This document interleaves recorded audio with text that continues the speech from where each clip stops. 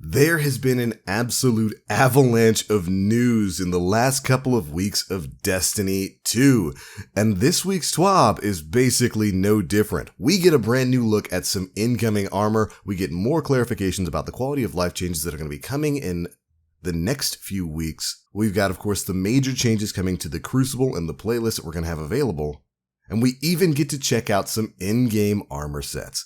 What's going on, Guardians? My name is The Black Link, and today we're going to be covering all the information that dropped in this week's issue of the Bungie Weekly Blog, This Week at Bungie, for September 5th, 2019. Now, first things first, man, it is good to be back. Thank you guys for your patience. I have been gone for quite some time. You know, I live in Florida. I've been dealing with a bit of a major hurricane going on right now. So over the past week or so, I've been preparing and cleaning up for that. I haven't been able to make much content. But that hurricane is past, it has moved on, and I am back in the game. And of course, while I've been gone, it makes sense that the moment I have to stop making stuff is when all this insane news about in-games and armors and the super changes and weapon changes and new exotics and all that kind of stuff drops. I tell you what, it really just never ends. But let's go ahead and dive on into the stuff that we're learning about this week. Alright, first things first, we're getting a bit of a redux, you know? A retreading of some of the major changes that are going to be coming as part of the quality of life changes that are tied to Shadowkeep. But of course, before that, this week we have got a Mars Community Challenge going on in the game right now.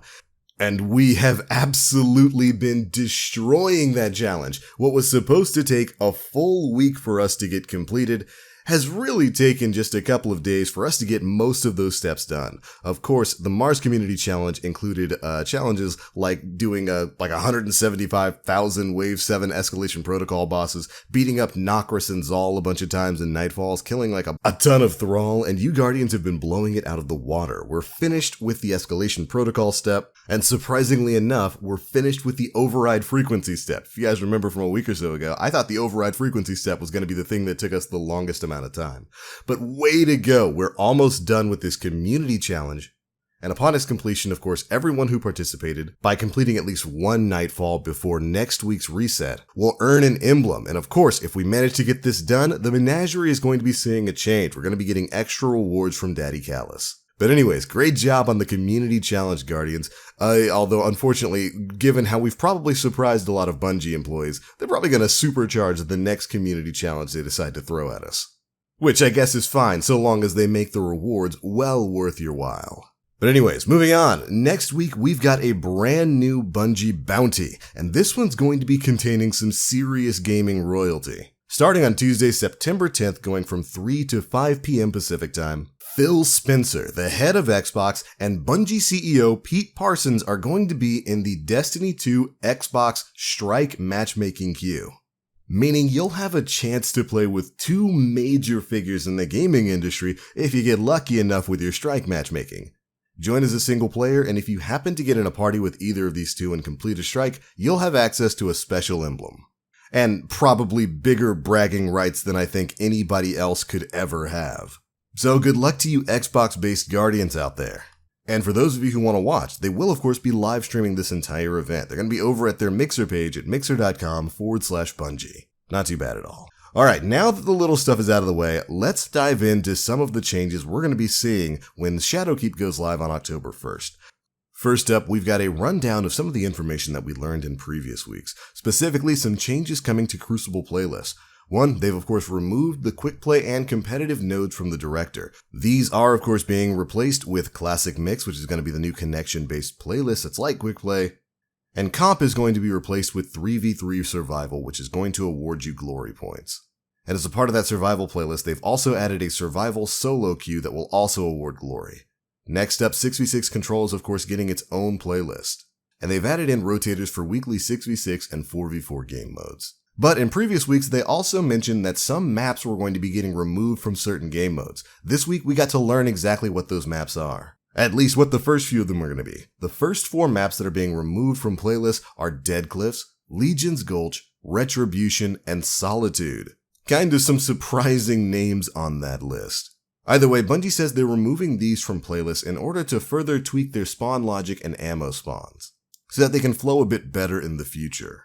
But they're not the only maps that are going to be moving around. Additionally, Equinox is also being removed from most playlists. It's only going to be available now in Scorched, Mayhem, and Breakthrough, and Firebase Echo is only going to be available in Supremacy, Mayhem, and Breakthrough. But don't worry, they're not just taking stuff away from us, at least in the terms of Crucible maps this time around. They're also going to be introducing Widow's Court, Twilight Gap, and the new map, Fragment, which apparently is going to be like the Dreaming City meets Infinite Forest.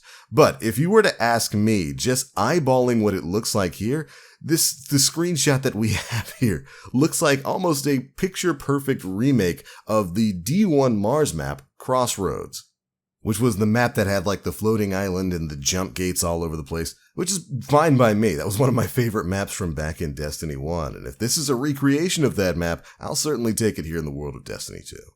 Also, Elimination is making its return to Destiny 2 via Crucible Labs. They talked about this in previous weeks. Next up, of course, is heavy ammo. These changes are going to be major. And what's happening with it is, of course, we're moving back to a system similar to what we had in Destiny 1, where when somebody on your team picks up the heavy box, nearby players on their team will also have an opportunity to get heavy, rather than just one person who grabs the box getting heavy. Basically, that heavy ammo sharing mechanic is only going to be available in 6v6 modes. And how it's going to work is once a player picks up heavy, their teammates will have a limited amount of time, currently 7 seconds, to interact with that same ammo crate to get heavy ammo. And of course, when that window of time runs out, the crate itself will expire until the next time it refreshes.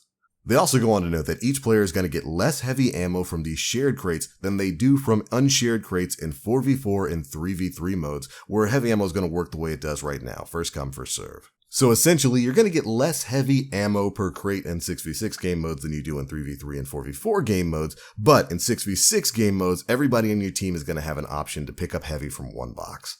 This change was live in the gameplay demo they had over at PAX, and from what I saw, it wasn't too bad at all. Alright, next up, of course, we've got the changes to ranking systems. Basically, Glory, Valor, and Infamy streaks have been made more resilient. And instead of resetting your streaks, losses will now reduce your Valor and Infamy streaks by 1, and your Glory streaks by 2. You can still lose Glory, but if your rank is at or below Fabled, you can't lose Glory if doing so would drop you below that rank. So let's say you hit Fabled. You're doing pretty good in survival, but then you lose a bunch of games. Well, normally right now, if you were to lose enough points, you would drop out of the Fabled rank. When Shadowkeep goes live, that's no longer going to be the case. For Fabled rank and below, you're no longer going to lose your ranking when you lose points. Which is a pretty great change, and it's definitely going to help some of you Guardians out there who are still grinding towards some of those old Crucible Pinnacle weapons. Next up, they're going to be revamping the way the game calculates your overall total skill. This is going to affect how your matchmaking works in the Survival 3v3 game mode. As I understand this, in Season 8, they're changing the way the glory ranks are going to work, and you're going to be assigned to a specific bracket of skill based on all of your currently active stats. And you'll be able to earn accelerated glory points in the Survival playlist if your skill bracket is currently underneath where the game thinks you should be. And then once you reach the ranking that the game believes is right for you, your skill gains are going to normalize a bit.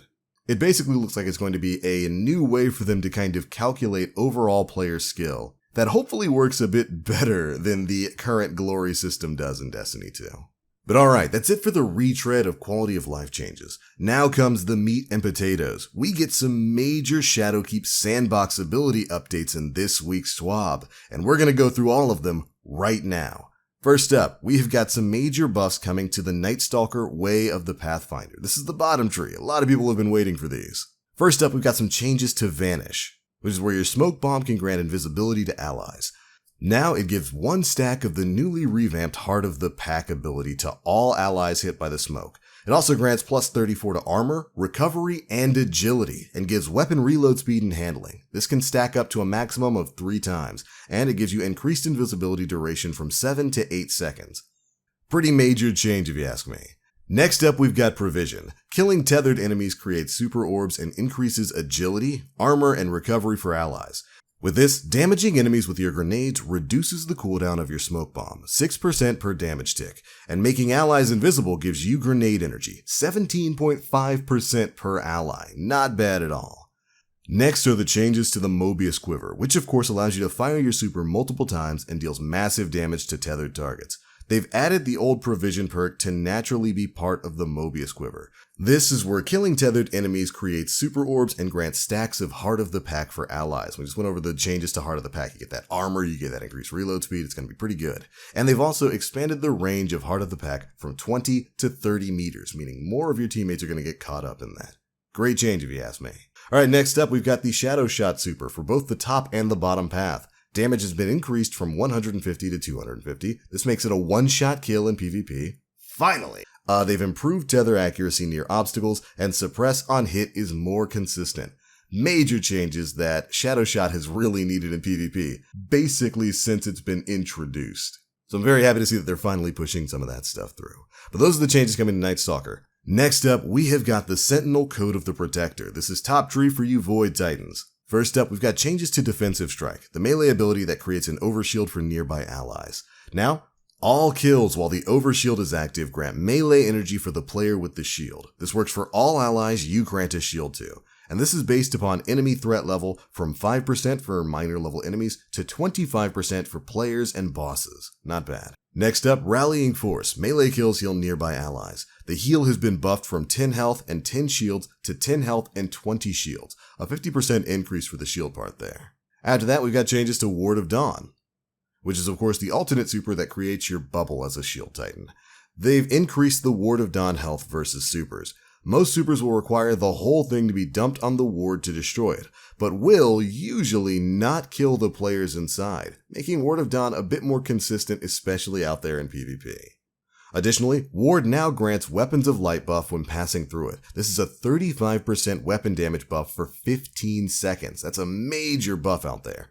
And in Shadowkeep, popping your bubble is also going to grant you one additional super orb for a maximum of 3. The auto-generated orbs now grant the same amount of super energy as regular super orbs. Previously, the orbs gave less energy on par with Masterwork orbs. Next up, we've got changes coming to the Sentinel Code of the Aggressor. This is bottom tree. First up are changes to Shield Bash, which is your shoulder charge that disorients nearby enemies. It now suppresses the target hit and any enemy within 2 meters.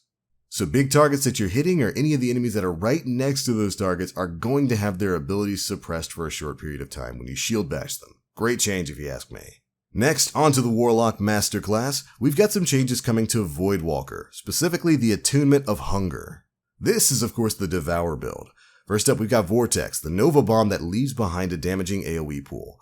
The initial explosion damage has been increased by 15%, and the lingering damage has also been increased by 15%. Major changes to Vortex. It's been kind of a bit of a lackluster build ever since Top Tree Voidwalker got the major buffs that it has, with the only real benefit of Bottom Tree Voidwalker being the Devour build. So I'm very happy to see Vortex is getting a change. Next up, we've got changes coming to the Dawnblade's Attunement of Grace. This is Middle Tree for Well of Radiance, which is of course the alternate super that creates a healing buffing field for allies. It now is going to grant an additional super orb, just like the Ward of Dawn, bumping up its orb generation to 3. It's also going to have the same change with the amount of super energy you get back from those orbs. But alright, that's it for the buffs coming to classes.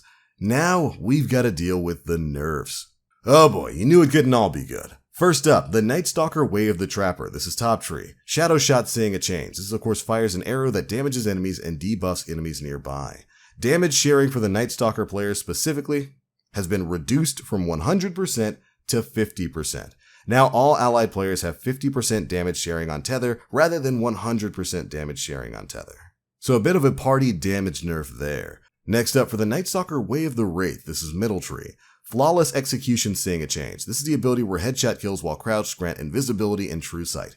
True Sight now lasts 3 seconds, down from 9. Which I guess I understand. I didn't really use Flawless Execution too often, but getting 9 seconds of invisibility in True Sight is pretty powerful. So that's being tuned down just a bit. Next up, Shattering Strike is also seeing a change. With this ability, after performing a Flawless Execution, your melee attacks have a longer lunge range and weaken enemies.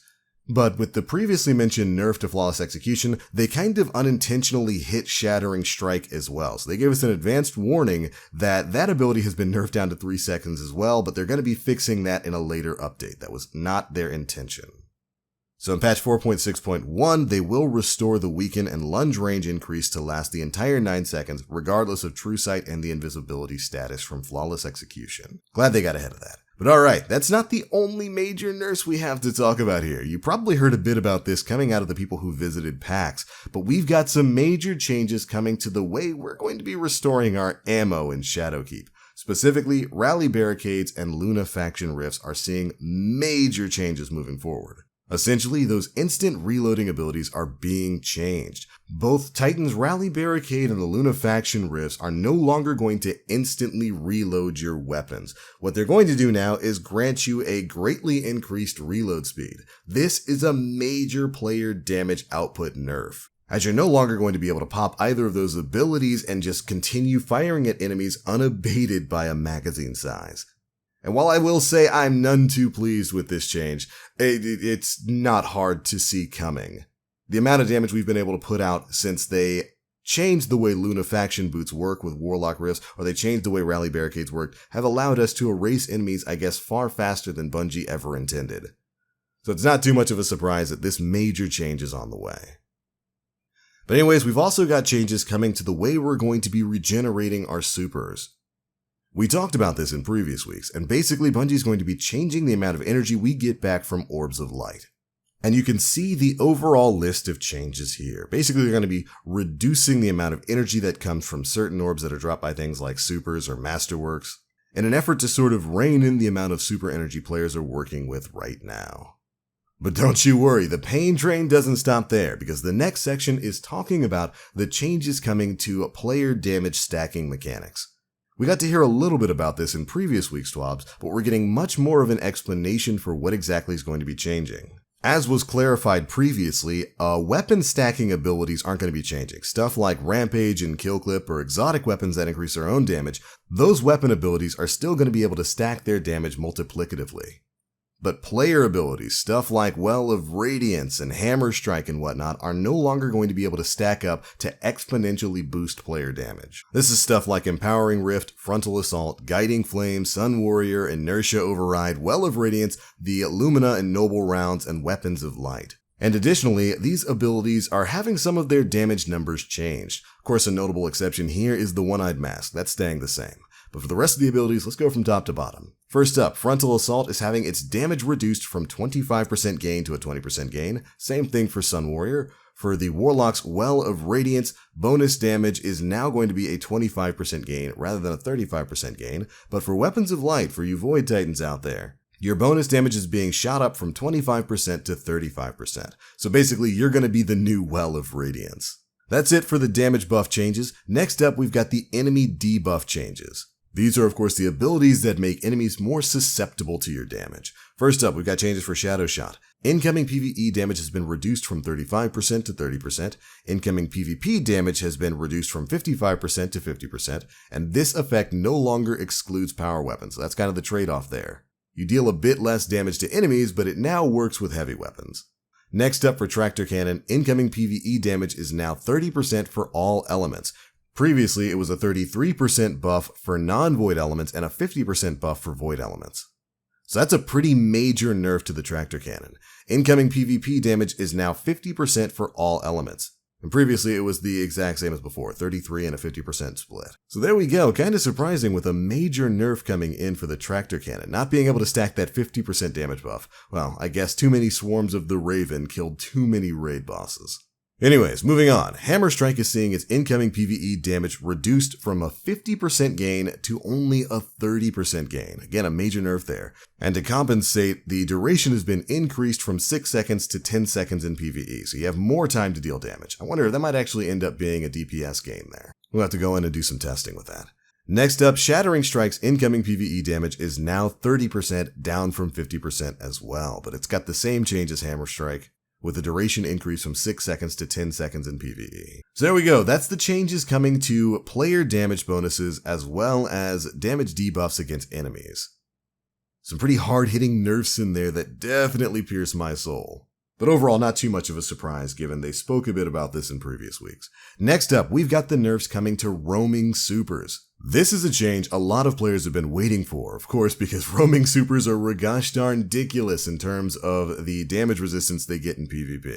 So here's the changes coming to them. First up, super damage resistance has been removed from Masterwork armor entirely. Wow, yikes. Inherent super damage resistance has been lowered by category, which we can see right here. For the low armor supers, we've got Nova Warp, of course, Thunder Crash, Blade Barrage, Nova Bomb, and Well of Radiance. They've had their damage resistance reduced from 54% over to 49%. For the medium armor supers, this is for Daybreak and Hammer of Saul, they've had their damage resistance reduced from 56% to 51%. And finally, for the high armor supers, this is stuff like Fist of Havoc, Burning Maul, Sentinel Shield, Arc Staff, Arc Lightning, and Shadow Shot, they've had their armor reduced from 60% damage reduction to 53% damage reduction. And of course, Spectral Blades, Golden Gun, and Chaos Reach haven't really seen a change at all. Which is good. If Golden Gun saw any sort of change, they would die to a light breeze. So happy to see they didn't make any changes on those fronts. But hopefully this damage resistance change is going to make dealing with roaming supers in Crucible a little bit easier. Got to talk a bit with Nim, who said that it was definitely noticeable how easy it was to kill people in their super while he got to play the game at PAX. So happy to see those changes finally coming in. And of course, they note that next week we'll be taking a look at how your arsenal of weaponry will be changing in Shadowkeep.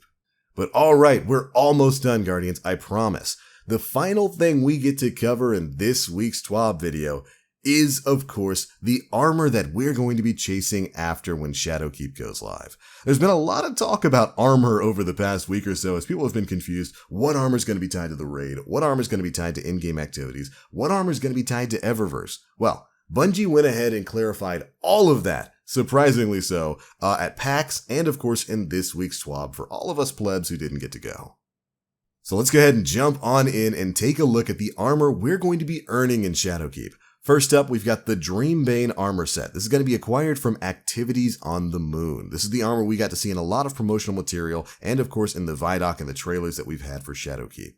It'll be the new Patrol Zone armor set. Next up, we get a look at the Garden of Salvation raid armor set. We got to see a bit of this at PAX and we get a better look at it here. And while yes, it is technically a rebuild of the Curse of Osiris Eververse armor, I think it's different enough and cool enough looking that I'm certainly going to be going after it. I kind of hope they do what they did with the Solstice of Heroes armor and add like some kind of glow ability to it, since that's a system I'd love to see them use moving forward. Not too bad at all. And next up, we've got the Substitutional armor set. This is going to be acquired from seasonal activities, free season rank rewards, and premium season rank rewards. For those who don't know, we're getting kind of a season pass sort of system with Shadowkeep, which is going to have items and gear that you can earn just for owning Shadowkeep over the course of the season, and of course a set of premium gear that you can earn if you own the season pass. Either way, looks pretty good to me. Next up, we've got the Phenotype Plasticity Universal Ornament set. This is the one where people were confused and wondering if it was going to be the raid armor set. This can be acquired from premium season rank rewards, so you will need to own the season pass to get access to this armor set right now. Or at least when Shadowkeep goes live. And man, that Titan armor looks something fierce. I love the arm blades you've got on there. Definitely a decent looking armor set. After that, we've got the incoming Iron Banner armor for Season 8, the Iron Will set. This, of course, you can earn by participating in the Iron Banner. And hopefully it too is going to be compatible with some of the ornaments from previous Iron Banners. After that, we've got the Imperium Cartographer Universal Ornament set. This can be acquired from the Eververse store, which means we finally got confirmation of which is going to be the Eververse set, which is going to be the Season Pass set, and which is going to be the Raid Armor set. So hopefully that conversation can finally come to a close. A lot of people were a bit upset about that.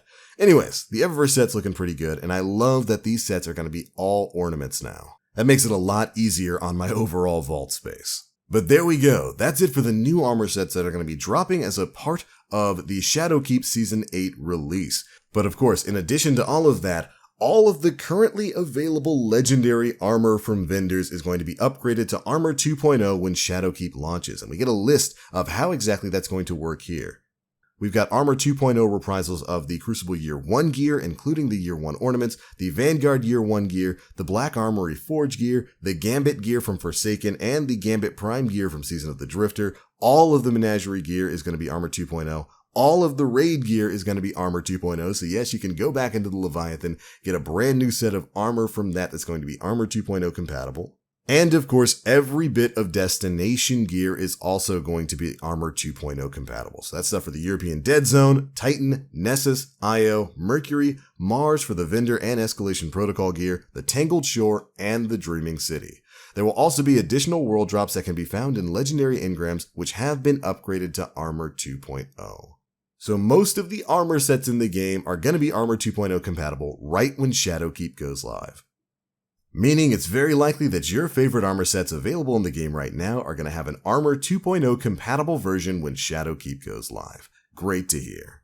But alright Guardians, that's pretty much it for the biggest bits of news to drop in this week's issue of the Bungie Weekly blog, This Week at Bungie. Towards the end of the TWAB, we get one other major change. We're going to be learning a bit more about some weapon changes in the future, including changes to the exotic hand cannon Sunshot, it's getting 12 shots in the magazine, and of course Graviton Lance is getting a 30% PvE damage buff. That's super exciting stuff, and I can't wait to learn more in the future. But that's all we've got to cover right now. This video has gone on way too long, but what do you expect? I haven't been able to do this for like a week and a half. So of course I'm going to sit here and chat your ear off on everything we got to learn this week.